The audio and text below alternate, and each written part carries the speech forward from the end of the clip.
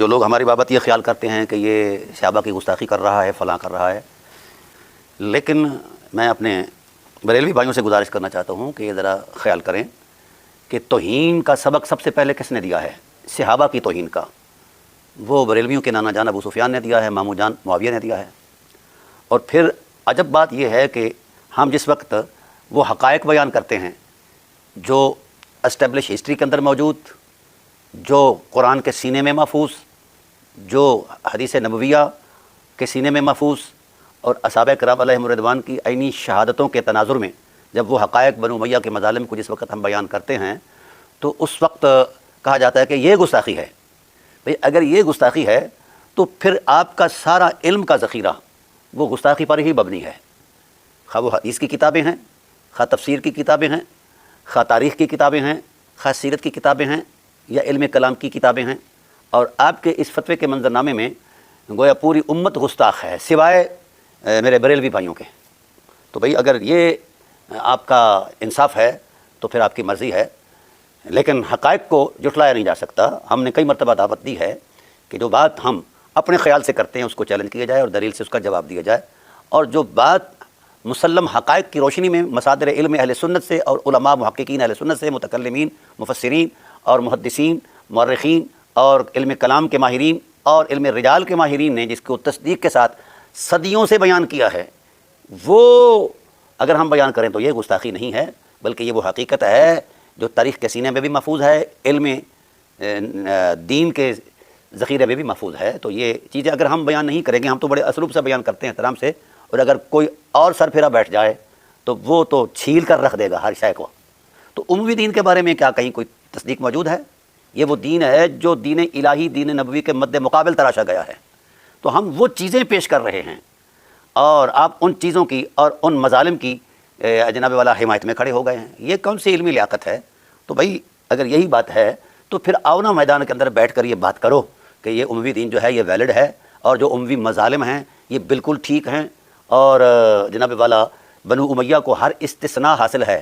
وہ قرآن کریم کی مخالفت کریں تو بھی مستثنیٰ ہیں وہ کسی مواخذے سے، رسول اللہ صلی اللہ علیہ وسلم کی مخالفت کریں تو بھی بنو امیہ مستثنیٰ ہیں، اور اصحابہ کرام علیہم الرضوان کی توہین کریں تو بھی اس توہین پر ان کو ثواب ملتا ہے، اور اہل بیت علیہم السلام کی اہانت کریں تو بھی ان کو ثواب ملتا ہے۔ تو ہم تو عرصہ دراز سے آپ سے اس بات کی دلیل مانگ رہے ہیں کہ ان کے لیے کوئی استثنائی دلیل پیش کر دو ایک سطر کی، تو اس طرف کیوں نہیں آتے؟ ویسے بیٹھ کر سوشل میڈیا پر بیٹھ کر یا ادھر ادھر مطلب بیٹھ کر یا باتیں ہانکتے ہو، لگتا ہے تمہارے علم کی انتہا یہی ہے کہ تمہیں یہی کچھ سکھایا گیا ہے کہ تمہارے علاوہ نہ کوئی مسلمان ہے اور نہ کوئی صاحب ایمان ہے، نہ کوئی صاحب علم ہے۔ تو اب یہ بات نہیں چلے گی۔ کوئی وقت تھا کہ تم اپنی جبری تحکم کو منواتے رہے، اب دنیا الحمدللہ بیدار ہو چکی ہے، اللہ تعالیٰ کے فضل و احسان سے ہر حقیقت ہر ایک کے سامنے کھل کر آ گئی ہے۔ تم جتنا مرضی چھپاؤ، اب یہ چھپنے والی چیز نہیں ہے، یہ ایک ایسا طوفان ہے جس نے خش و خاشاک کی طرح آپ کے رونت امید رویوں کو بہا کر لے جانا ہے۔ اگر آپ سلامتی چاہتے ہیں تو آپ کو دعوت دیتا ہوں اہل بیت نبوت کے دامن میں آ جاؤ، دشمنان اہل بیت نبوت کی حمایت چھوڑ دو، ورنہ تباہی تو تمہارا مقدر ہے، ختم ہو چکے ہو۔ اس وقت بریلویت کا ٹائٹل نفرت کا تصور پیش کر رہا ہے، جو خاص کر نیو برانڈ بریلویت ہے۔ کوئی وقت تھا کہ بریلویت عافیت اور سلامتی کا تصور پیش کرتی تھی، تو آج اس سلامتی کو پس پشت ڈال کر، اپنے اس رویے کو پس پشت ڈال کر ایک نیا دین اور ایک متوازی تصور جو ہے وہ پیش کر کے لوگوں کو اس پر پریشان کیا جا رہا ہے۔ اور اگر کوئی اہل بیت علیہ السلام کی حرمت میں کوئی بات کرتا ہے تو اس پر رافضی ہونے کے فتوے لگا دیتے ہو۔ صرف تمہیں لفظ رافضی آتا ہے، رافضیت کی حقیقت کا تمہیں اندازہ ہی نہیں ہے۔ لفظ تفضیلی کی کبھی گالی دیتے ہو، کبھی کوئی دیتے ہو، تو کیا حیثیت ہے تمہاری اس بک بک کی؟ کرتے رہیں۔ ہم نے بحمد اللہ تعالیٰ قرآن اور حدیث کی روشنی میں نبوی دین کو بھی پیش کیا ہے اور اموی دین کو بھی پیش کیا ہے۔ رویوں پر آئیے، یہ اکثر اوقات جھانسا دیا جاتا ہے کہ یہ جو ہے کلمہ پڑھنے پر تمام پچھلے گناہ معاف ہو جاتے ہیں۔ بالکل یہ ایک حقیقت ہے۔ ہم نے کلمے سے پہلے گناہوں کو کبھی اور مظالم کو کبھی، بنو امیہ کے مظالم کو کبھی ڈسکس ہی نہیں کیا۔ ہم تو کلمہ پڑھنے کے بعد اور کلمے کا لبادہ اوڑھنے کے بعد جو مظالم کیے ہیں بنو امیہ نے، ہم تو ان کی نشاندہی کر رہے ہیں۔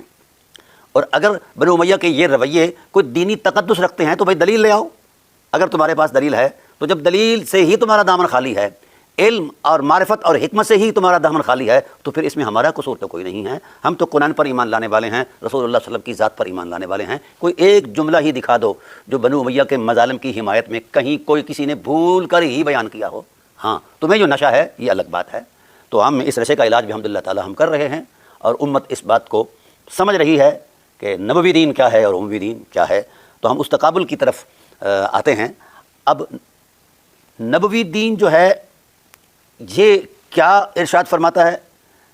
حضرت امام حسن بن علی علیہ السلام سے روایت ہے کہ ان رسول اللہ صلی اللہ علیہ وسلم قال الزموا مودتنا اہل البیت. یہ نبوی دین ہے، ہماری اہل بیت کی مودت کو لازم پکڑو. یہ لازمہ ایمان ہے، لازمہ عرفان ہے، لازمہ معرفت ہے، لازمہ قرب الہی اور قرب رسول ہے. الزموا مودتنا، اور آگے اس کی علت بھی بیان فرمائی فإنه من لقی اللہ وهو یودنا، اور جو شخص اللہ سے قیامت کے دن اس حال میں ملاقات کرے کہ وہ ہم سے مودت کیا کرتا تھا، دخل الجنہ بشفاعتنا، ہماری شفاعت کے وسیلے سے اللہ اسے جنت میں داخل کرے گا. پھر اموی دین کی نشاندہی بھی رسول اللہ صلی اللہ علیہ وسلم نے ارشاد فرمائی. فرمایا والذی نفس بیدہ لا ينفع عبدا عملہ الا بمعرفت حقنا. اس ذات والا صفات وحدہ لا شریک کی عظمت کی قسم، جس نے ہمیں حق کا رسول بنایا ہے، جس کے قبضہ قدرت میں ہماری جان ہے، اس وقت تک کسی شخص کا کوئی عمل قابل قبول نہیں ہوگا جب تک کہ وہ ہمارے حقوق کی رعایت نہیں کرتا، حقوق کا احترام نہیں کرتا، ہمارے حق کی عظمت کو نہیں جانتا. یہ دونوں دینوں کا تصور دیا. رسول اللہ صلی اللہ علیہ وسلم کی نبوی نظر کے اندر اہل مودت بھی تھے اور اہل عداوت بھی تھے، اور اہل عداوت کو تنبیہ فرمائی کہ معرفت حقوق اہل بیت کے بغیر کوئی نیکی قابل قبول نہیں ہے اور کوئی بھی عبادت قابل قبول نہیں ہے. تو گویا حقوق اہل بیت نبوت خدا کے ہاں بھی مسلم ہیں اور مصطفیٰ صلی اللہ علیہ وسلم کے ہاں بھی مسلم ہیں. ان حقوق کی رعایت کرنا ہی اصل دین ہے.